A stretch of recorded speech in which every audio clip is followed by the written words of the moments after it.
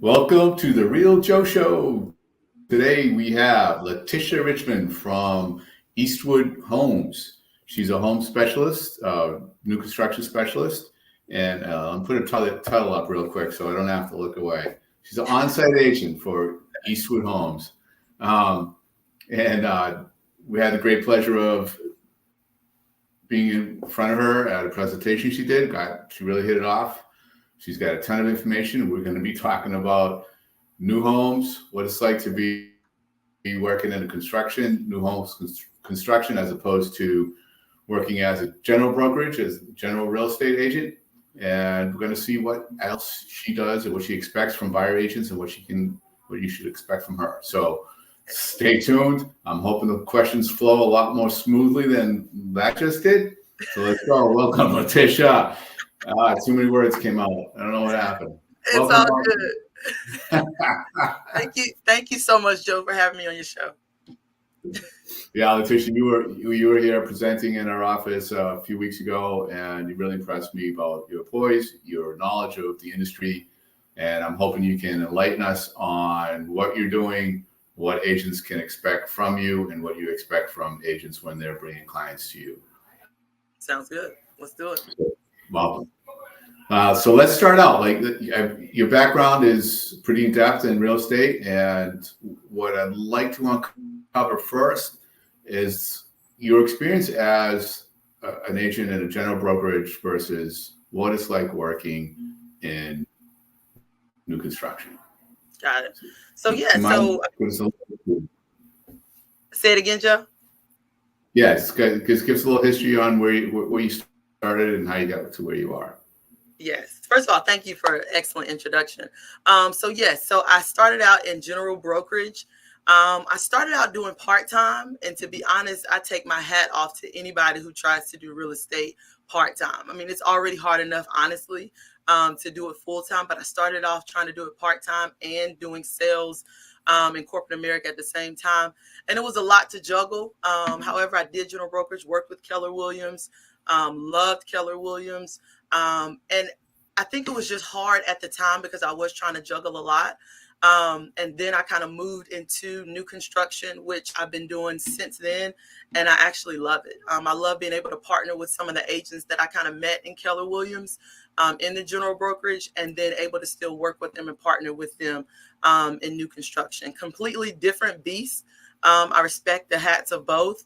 Definitely enjoyed my time at general brokerage, but super excited to be on the other side right now. So let me ask you that. So we a lot of agents are doing dual careers. They're working both real estate and they're another job that's full time. Right. How did you juggle that? It was tough. I mean, even when I went to real estate school, to be transparent with you, I went on Tuesdays and Wednesdays, which, as you know, when you're in sales, your days off are usually during the week and not on the weekends. So when I took my real estate class, I worked my 5 regular days, and then I went to real estate school on my Tuesday and Wednesday. And real estate school was intense. It was a 6-week course. And so 8 to 5 every Tuesday and Wednesday. And then I still have my regular job. And being in sales is nonstop. It's a different number every single month. And last month's numbers are not this month's numbers. And it doesn't matter what you did last month. You got to kind of, focus on it on the following month. So it was tough. I think for me, I was a new mom at the time. And I think it was just hard for me to juggle it. Can it be done? Absolutely. But I think at the time, I just kind of was wearing a little bit too many hats at the same time. And then, honestly, Joe, I'm very competitive.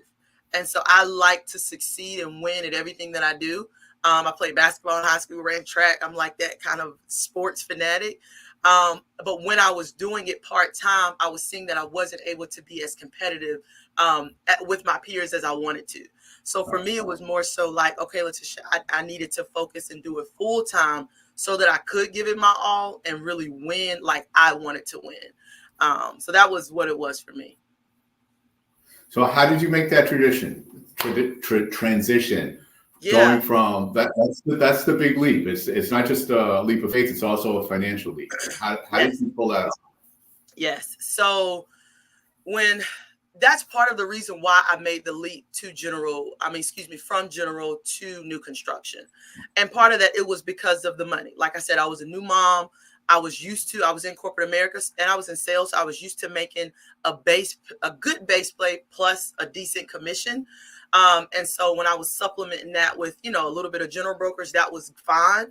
But then when I really started loving selling homes, I knew that for me, I needed to do it full time to kind of match the money that I was making. And in order to be the mom that I needed to be, you know what I mean? So for me, it was just a trade-off decision that I made. And I'm like, okay, I want to do real estate and I want to be a good mom. So what can I do right now that can really supplement and make the money that I need and make it consistent? And of course, when you're in new construction, it is still a commission-based job, but having that kind of draw, as you will, and I can go a little bit more into that in detail later, but we were on kind of a draw, which means you'll get a base pay no matter what. And then when you do sell homes, you basically are borrowing against yourself. So I at least had a number as to what I will go home with my minimum, and being able to really plan my life and my family around that minimum. And then when I would hit over that, everything was just gravy. So I think that's part of the reason why I made that transition, was really just trying to match my corporate America salary and still be a good mom. So kind of that work-life balance. So that's what worked out best for me. Now, was your intention to use this as a launching pad to maybe get into general brokerage again later? Or did you see this as a path that, hey, this looks like this is where I want to be? Yeah, good question. So to be honest, I did see it as a launching pad. I really wanted to get my feet wet, get knowledgeable, get some transactions, because I had a family member at the time that was familiar with new construction. She actually worked with Eastwood. This was maybe about 10, 15 years ago, where she actually worked with Eastwood. And then she actually moved to Keller Williams as well. But I did want to do it as a launching pad. I really was like, okay, let me get my feet wet. Let me just get some experience. Let me get some transactions. Let me sell some homes. Let me get used to the verbiage. Let me get used to talking to clients. Because again, I'm competitive. So I'm like, I want to win. So how can I start doing more business, but at a faster pace than really what I was bringing in general brokerage? And so when I went to new construction, I'm able to get those sales, getting that verbiage, talking to clients, talking to real estate agents. So it's moving at a faster pace. So my goal was to go back into general brokerage. But honestly, then I just fell in love with the new construction side. Yeah. That's great. Yeah. That's great. Yeah. So let's talk about that. Life as an onsite agent. Mm-hmm. You have, as I understand it, you have a set schedule. Is that correct? Yes. Set schedule. So my days off, Joe, are Thursdays and Fridays. Okay. Some of my colleagues have Tuesdays and Wednesdays, depending on your community. Sometimes you can choose, or kind of you can choose between either Tuesday, Wednesday, or Thursday, Friday, because weekends are bread and butter. We do get one weekend off a month. But I like having Thursday, Fridays off because it gives me a little bit of the weekend life. And then the good thing about Eastwood is we have a sales associate that works our days off. So I've actually worked with two builders, and it was completely different. So the first builder that I worked with, it was a competitive sales floor. So Joe, on my days off, when I'm not in the office, I'm potentially losing sales. So that, again, that competitive side of me, I'm like, okay, I'm off, but mentally I'm not really off because I feel like I'm losing money. And then I kind of want to just drop in the office just in case I, see us, run into a client or something. But so that was the first builder that I was with, competitive sales floor. Let's stick on this for a second, because that's interesting to me. Sure. So meaning when it's competitive, yeah. Does that mean if you had someone come in on a day when you were on the floor and they came back and they finally made the decision with somebody else, that other person gets the deal? Yes. Ooh. It is. Now there's some rules to it. So if I meet, Bob, and he comes in, now if I register him, I take notes on, in our shared system, then he's covered. But if I don't take my notes and, and kind of get them and put everything down on paper, then yes, the sale could potentially be gone. Now, if somebody comes in, now a lot of times clients, Joe, they come in and they don't want to leave their number.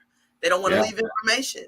So at that point, I have a client that I potentially spent time with that didn't really leave me their information because, hey, they're just looking, as they say. And now I potentially spent time with someone, and if they come in on another day, that's a sale loss. So and that happened a lot. That happened a lot. So it was different, but at the time, coming from general brokerage, Joe, it was the only thing that I knew. So now I did the competitive sales floor, and now I'm on different. Now I'm like, okay, I kind of. All right, let's explain what you're in now. What's the difference now? Yes. So now being with Eastwood Homes, they actually provide you with a sales associate. So on my days off, the sales associate is there representing me. And so when I come back on, let's say, my Saturday, they have, Latisha, these were the, these are the clients that came in. These are their contacts. This is what we talked about. And then I have the chance to follow up with them.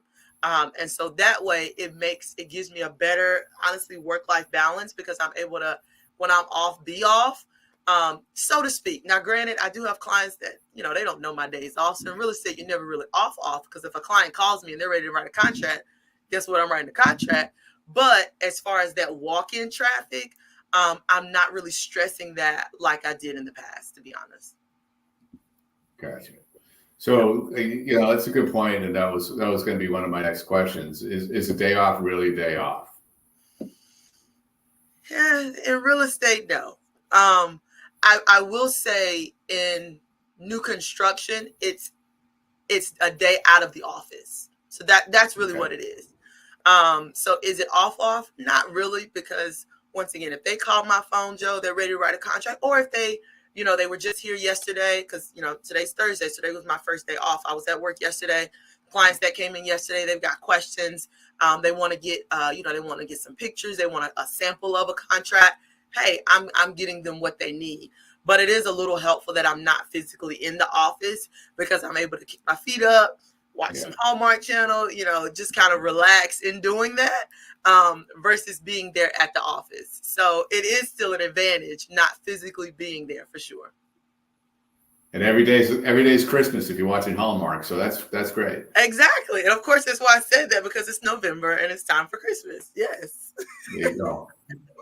All right. So you're on the job, you're there 5 days a week. Mm-hmm. What is a day like? Are you just sitting there waiting for someone to walk in? Are you proactively prospecting, trying to find buyers, working leads? What's that like? Mm-hmm. Good question. So for me, I don't just wait for clients to walk in the door. I know some people kind of think that, but however, I don't really rely on that as my foot traffic. So I'm constantly doing pictures. I'm doing what we call bombs, which are videos of our inventory homes or just our community, sending those out to clients. I'm reaching out to realtors. So I have a realtor database where I send them a newsletter every month, letting them know about the different promotions and deals we have. I actually learned a lot about how to develop a realtor-based business from the first builder that I worked with. They were very, very realtor friendly and love working with realtors. So to be honest, how when it comes to careers, you kind of build on one another. You kind of, you have a career, then you take something else. Even if it's the same, you kind of build and kind of take some things that you learned from that first job. And that's really what I've been doing. So one of the things that builder did really well was they really, really helped develop a realtor-based business with us. I mean, we had to contact a certain amount of realtors a week. We had to do a certain amount of realtors a day. We had different touches that we had to do. So I think being in that first, even though it was a little more stressful, however, being in that kind of environment first prepared me for this next build, for, like I said, this next builder that I'm with. So I'm able to still use those practices, reaching out to realtors, being on social media, sending my newsletter out, looking at my CRM and making sure that clients are up to date. Even if they say they're just looking, I'm still sending them information.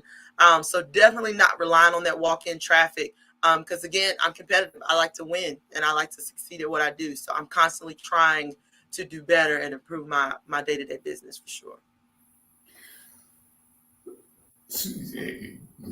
I love your drive that you want to win. You've mentioned that a number of times, Yeah. and I it comes off, and keep mentioning it because it's rubbing off on a lot of people. Anybody that's watching this, if they're not going to go home and go to work and start winning, they're not paying attention. So thank you for your attitude. Thanks, Joe. When your ability to convert, like where you're selling a pretty standard product, or do you have opportunities now to customize what you're doing?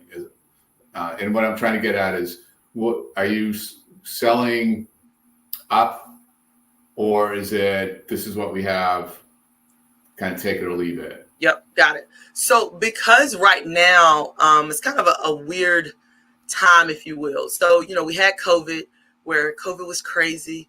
My door, Joe, was like a revolving door in my model. Literally, I could barely sit down. Clients are coming in and out, phone calls, emails, wait lists, everything.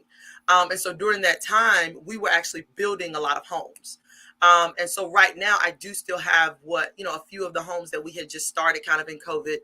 This was during the time, Joe, it was taking, 17, 18, sometimes, almost 2 years to complete a home because we got lumber and, flooring issues and all of this. So a few of the homes that I have left right now are, I don't like to call them that, but that's kind of what they are. It's kind of like a COVID home. It's kind of was in processing during that time. So I do have some of those as inventory homes. So those are kind of what we call spec homes or spectacular homes, if you will. And so those homes, the selections are already selected and it's basically move-in ready. So you can move in there 30 to 60 days. And then we have lots available. So I'm in phase 2 of my community. I've sold, maybe 9 homes, like soon as we release, probably within like a 3-month period as far as pre-sales, because clients were so used to having these spec move-in ready homes. Once we got my lots released, I reached out to everybody on my wait list and they sold very quickly. And that allowed clients to come in. We have 8 different floor plans for clients to choose from. They would pick their floor plan. They have structural options. Now, we are not a custom builder. We are a production builder. But we do have excellent customizations even within our production square feet. So we have production customizations that you can do for your homes.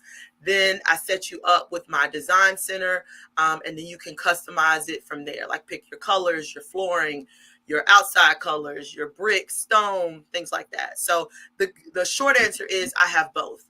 I have my spec or my spectacular homes, and then I also have a few lots available for clients to come and do some customizations within our options. Great. That's awesome. That's great for you to have both of those. Mm-hmm.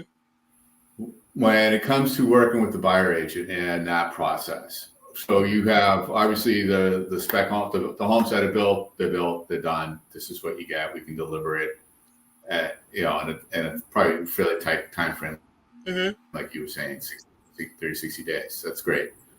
Going into the longer terms when you're selling a lot, and what is the process? Is there a handoff going from buyer agent to you? How does that work? Where's the involvement with the buyer agent and you and their client? Gotcha. So I deal with a few different kinds of realtors. Okay, I want to be transparent with you. So I'm gonna give you the real. Okay, I'm gonna give you the raw, as we talked about a little bit offline. So I have some of those realtors that are your kind of drop-in realtors. They sent them on. They sent the client, and I get it. They're busy, so they sent the client. I did everything. We picked out the floor plan. We picked out the lot. We did everything. But then when it was time for the contract, they came back or they were on virtual, and they kind of drop in. I kind of call them my drop-in realtors. They kind of just drop in and check in and make sure that everything's okay. Make sure their names, on everything and everything. Make sure they're going to get paid, which is fine. So those are my drop-in realtors. And then I have those that are kind of more hands-on from start to finish. So they're not sending me a client, Joe. They're actually physically coming there. They're at that initial appointment. They're there when we're picking out everything. They go to their first lot walk. They're there at that contract appointment. They're there for the pre-drywall meeting, the inspection, the blue tape walkthrough. They're there. And then I have some kind of in between. So shorter answer is I kind of have some drop-in clients, drop-in realtors, and then I have some kind of that drop-in but still a little bit hands-on, and then I have some that are just really, really hands-on. And I accommodate all of them. It's whichever one is best for them, I accommodate them all. If they want to be more hands-on, I keep them in the loop, text messages, emails. If they want to just be, more of a drop-in, I kind of give them like high-level updates. And then if there's somewhere in between, then I can do a little bit of both. And what's the best one for you when to get your job done in the cleanest, easiest way? Yeah. I don't know if easy is the word. Yeah. It's the smoothest possible. Which Right. is the best for you? I really like a more involved realtor. And that's because it's twofold, to be honest. I think for one, that's better for the client, because the client has, someone there to answer their questions. When there's a fire or something to put out, sometimes I can just talk to the realtor, and the realtor, can tell it delicately to the client. They kind of serve as that buffer. And then the second part of that is I like a more involved realtor because I'm able to develop a relationship with that realtor too. And I think that is one of the pieces that sometimes is missing between on-site agents as well as realtors. I think sometimes it comes in as if we're on two sides of the table. I get it, but we still have one goal. And I think if you kind of come in on a defense and kind of having that wall up, sometimes the client can feel that, Joe. And I like for the client to be as at ease as possible. Sometimes the client doesn't even know that we're handling certain fires and doing certain things. But if I already have a good rapport with that realtor, that has a tendency of making that transaction better. And I think the only way for us to build a good rapport with that realtor is for us to have constant communication. And if they're constantly involved and constantly asking questions, that allows us to build a better relationship. And then I'm not going to say if something goes south or if something happens, because every transaction, something happens. It is what it is. There's no perfect transaction. I talked about that in my presentation.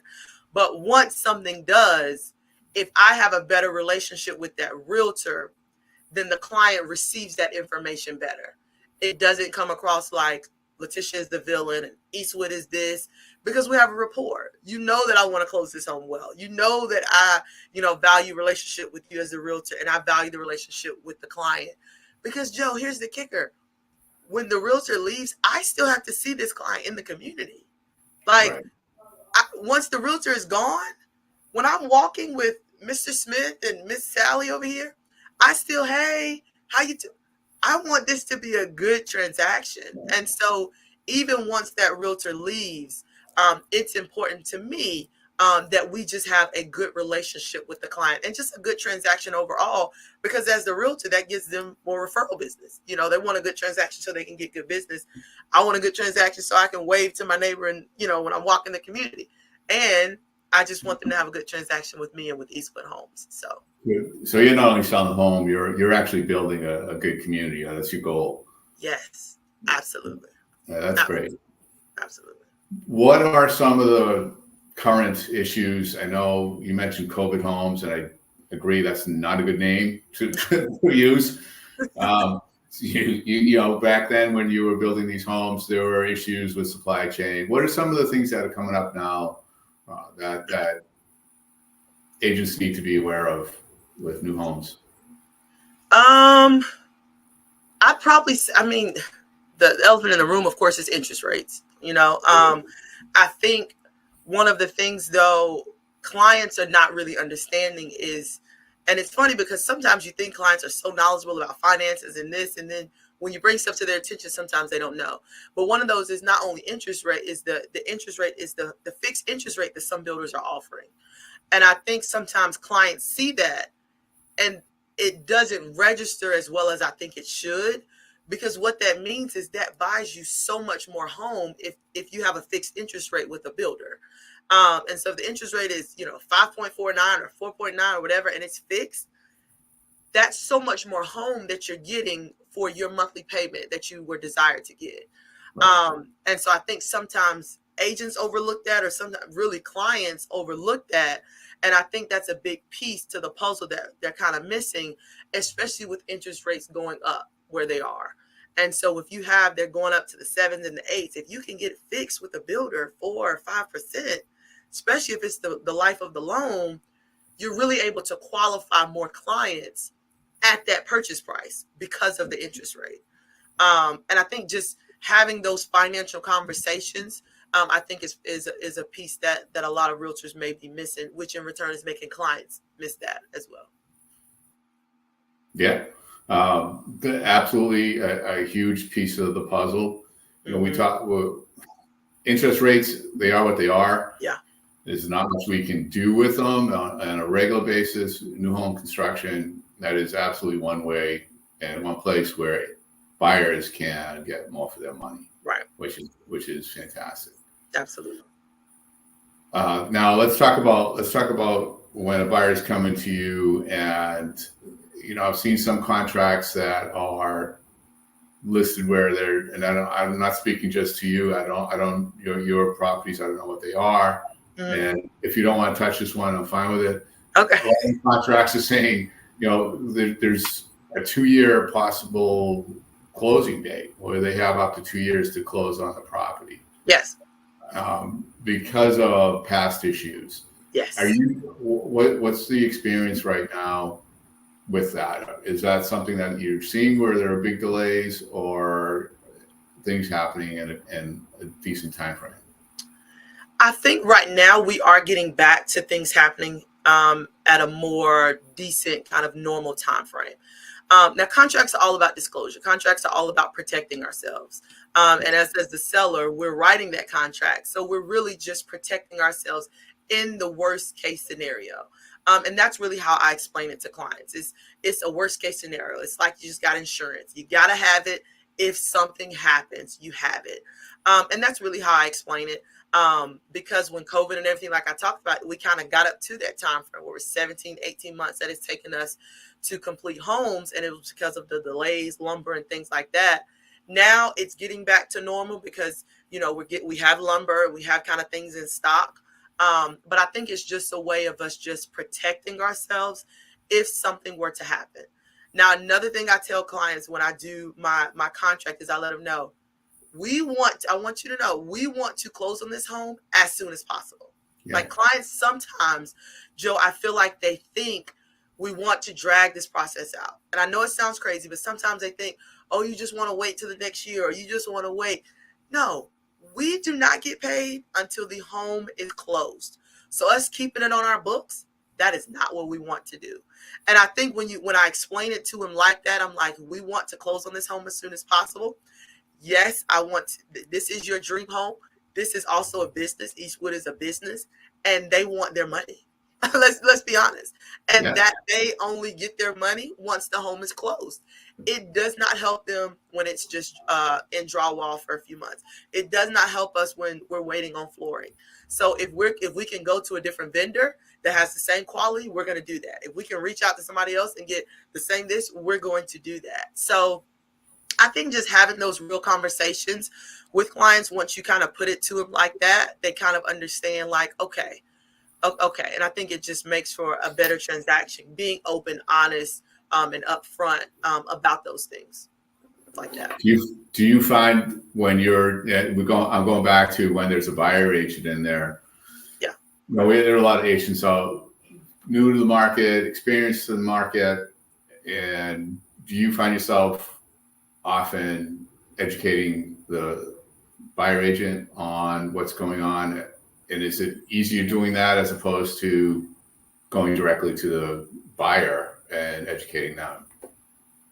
I do find myself doing that. And I don't mind that, honestly. I actually, Joe, prefer to educate realtors on that. And that's because all builders are different and all contracts are different. And so if they're coming to me with a teachable perspective, and they're like, okay, they want to learn, or they're willing to, okay, so how do you do this? I think it helps set healthy expectations for our relationship as well as to the client. And so I love when they come and they want to learn more. Okay, so what did you mean by this? Or what did you say by this? Because I rather them ask than assume. And because if they assume that it's the same as DR or it's the same as Lennar or somebody else, and then they come with that mindset, and I'm like, actually, we don't do business like that. Or actually this, it kind of can misconstrue things and kind of, hold up things during that transaction. So I love being able to educate clients on the Eastwood way, how we do things. Our model is built with care. So I love kind of educating them on how our contract is. What do we mean by this? And what do we mean by built with care? And what is our 10-step process? And kind of educating them on that versus them assuming that we work just like every other production builder or every other builder. So I think that works out a little bit better. So give me like your one tip for a buyer agent coming to you. What would you like them to do? Like, what's their approach? How would you best appreciate the way they're going to work with you? One tip. One tip, 3 parts. I have a 3 C's. It's communication, characteristics, and concerns. Know your communication style of your client. Do they like to text? Do they like the phone? Do they want me to call them? Do they prefer that? Know that. And next, characteristics. Know are they a helicopter client? Are they like a first-time home buyer? Do I need to hold their hand a little bit more? And then their concerns. So did they just have this massive falling out with another builder, and I need to give them white glove service, and they think every builder is terrible and wants money and doesn't have their best interests at heart? So I'm going to come to them a little more careful and a little bit more sincere than I already do. So I know you said one thing, but 3 parts. One thing: characteristics, concern, and communication. And if a realtor knows these 3 things, Joe, I know that they have a good relationship with that client and that they know what that client wants. I cannot tell you how many times when realtors come, and it's okay, but they come and they're meeting the client for the first time in my office. And so they don't really know. So I have to ask more questions. So I'm asking questions, and the realtor's getting this information at, the first time. And like I said, that's fine. I get it that they're busy, but if you just take a little bit of time, I don't care if you talk to them out in the parking lot and you just know, I prefer you don't, but it happens. If you talk to them, okay, so if you know these characteristics, you come to me and we can get a game plan, work together. Okay, what are they looking for? Okay, what is it? It presents to the realtor a more cohesive team in order to come together to find the right home. And we're not going to be the best home or the right fit for everybody, but I think if we can at least come together and try that, I think it'll just make the homeowner potential homeowner have a better experience overall. And that's our goal. That's our goal for sure. That's a great game plan for every agent, whatever general brokerage or doing what you're doing on the onsite. Always know your clients, what their goals are, how to best communicate. And that's great. I love the 3 C's. Thank you for that. Yeah. That's very cool. So anything on that, and I'd like to have you just talk about where you are now, what you're working on. Anything else you want to add to what we've already discussed, or you can just jump into where you are and what you're doing?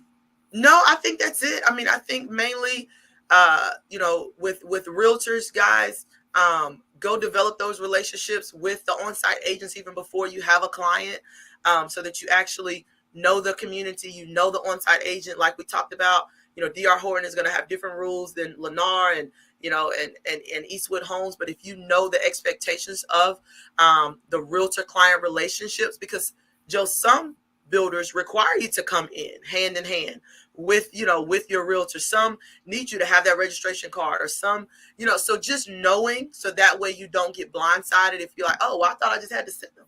Or, oh, I thought I just had to do this. And now you have the client feeling awkward because they're like, I just want to look at a home. Like, I don't, like, you should have, so I think if realtors kind of do the 3 C's and just being able to be ahead of the game, going to these builders, and for one, that's broadening their horizon and learning more communities as well. So it's going to benefit them either way. Absolutely. That's great advice. Yep. Oh, 1 second. Why is my phone ringing? Okay. No. That was inside my computer. Oh. Well, I don't know if you can hear it. I hope you can. So it's not even my phone's in the other room. I can't even shut it off. So Oh, Sorry okay. about this. It's okay. So there's a lot. I'll talk, so it's blowing up my voice. So there's a lot of new construction available in the Triangle as a whole. Can you speak to your properties where you are now? What sets it apart? How long? How many phases there are? Give us some details on what's going on. Yes. So overall, Eastwood Homes has 14 communities right now. I am personally in Youngsville, North Carolina, right near Wake Forest, at the retreat at Greenhaven. We specialize on half-acre to acre lots, crawl space, luxury community, and side load garages. 8 different floor plans for clients to choose from, 3 ranches, 2 master downs, and then I have some master ups as well. I love, like I talked about, just the different customizations that we can do. Price points are like mid 5s to mid 6s. Again, we have our spec or our spectacular homes that are move-in ready 30 to 60 days. And then we also have your customized options available. And right now, for a limited time, we was talking about interest rates. We do have a 5.49 fixed interest rate, which really saves your client about $7 to sometimes right at $1,000 a month, which really prices, brings some clients back into this price point that were originally priced out with that 7 to 8% interest rate. That's fantastic. Yeah. That's great. And let's talk about Youngsville. Yes. What's going on there? Yes. So Youngsville, up and coming, super, super nice, quaint little town right near Wake Forest.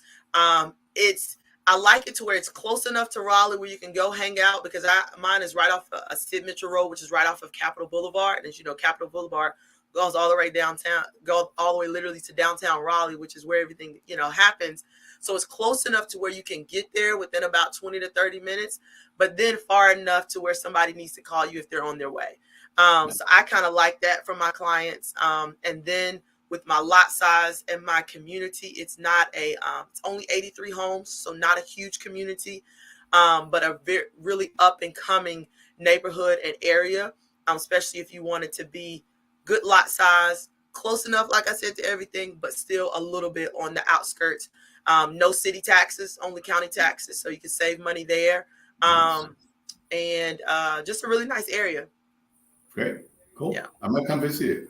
Please do. Please do. I would love that, Jeff. Sounds great, Latisha. Is anything you want to add before we sign off? Oh, you mentioned, I think you answered a question. You asked a question that I didn't answer. Is really what sets us here at Eastwood Homes apart. For one, it's our product. I love our homes. Like I mentioned, the 8 different floor plans that we have, and that's just for my community. I actually have a few communities that are just for my community, like the McDowell and the Ashboro right now. I do know some other communities will be having those soon, but just some awesome different floor plans to choose from. So I love our product, different layouts and customizations that you can do that I mentioned. The second thing is our process. So I have a 10-step process that we do from start to finish. That starts off with picking everything all the way down to we do a courtesy visit. So not a lot of builders do a courtesy visit. Right at about 40 to 5 days after you close, we actually come back and check on you and make sure everything is good. See if you have any questions, any nail pops, anything that we need to address. Not a lot of builders do that. Again, built with care, and we take pride in that. And we do, of course, your pre-drywall inspection, your PSO, which is a pre-settlement meeting as well. But that full 10-step process, Joe, really, you mentioned communication before. It really allows the client and the realtor to be a part of everything from start to finish. So we have 10 steps, and in those 10 steps, there's 4 big meetings that we want the client and the realtor to be a part of. And that just allows the client to be active throughout the whole thing. In addition to that, we have this thing called Home Story that I love. I upload pictures every Tuesday for my clients to see. I have a lot of clients, or 3, matter of fact, it's crazy. I have 3 clients from San Diego, all 3 from San Diego moving here.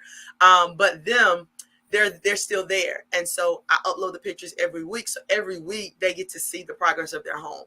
And so that's beneficial, Joe. If you're here or if you're away, you're able to just see the start of your home. And for somebody that's putting a lot of money and investing in this home. That's a big deal. And we really want them to see it from start to finish, and seeing it literally a scroll, a pick away, literally from start to finish. It's awesome. It's an awesome keepsake, and it's awesome for them to see during the process. And then that third P is partnership. You see, I like doing things in three. We talked about 3 C's. These are the 3 P's: the product, the process, and then the partnership. I love working with realtors and partnering with realtors. That's a big part of my business. I know some builders don't like working with realtors. I don't know why is their thing, but I love working with realtors. I spoil my realtors. I love taking them out. They are really a part of why I succeed and why I do what I do. So love working with realtors, and just love my company, Eastwood Homes. So yeah. Fantastic. Thanks so much, Latisha, for coming on. Your enthusiasm, your drive, your expertise, and your market, and the pride you have in your work. True rock star. And I'm really happy you allowed us to interview you. Thanks so much. Thank you, Joe. Again, I really appreciate your time, and thank you so much for having me on your show. You bet. Hang on, and we're going to sign off. I'll see you in a little bit. Okay, sounds good. Take care.